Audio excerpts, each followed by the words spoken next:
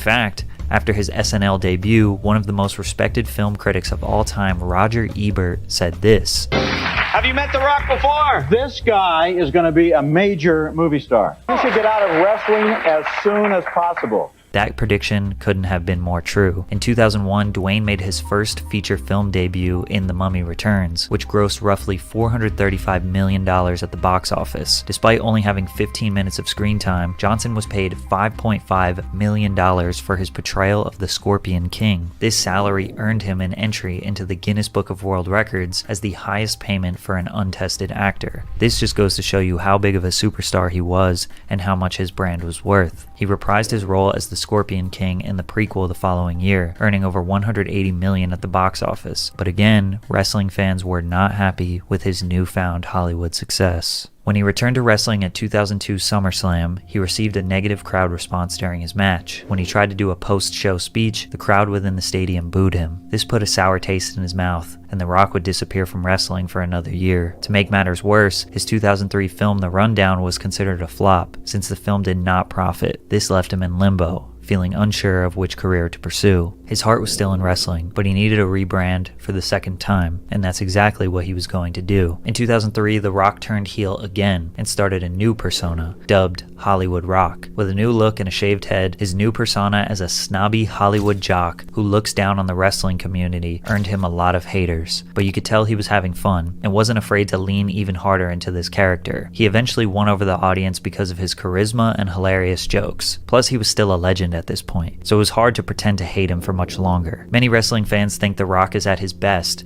when he is in his Attitude Era. Sadly for them, this was all very short-lived. The Rock's contract with the WWE ended in 2004, and he quietly retired without making a big announcement. The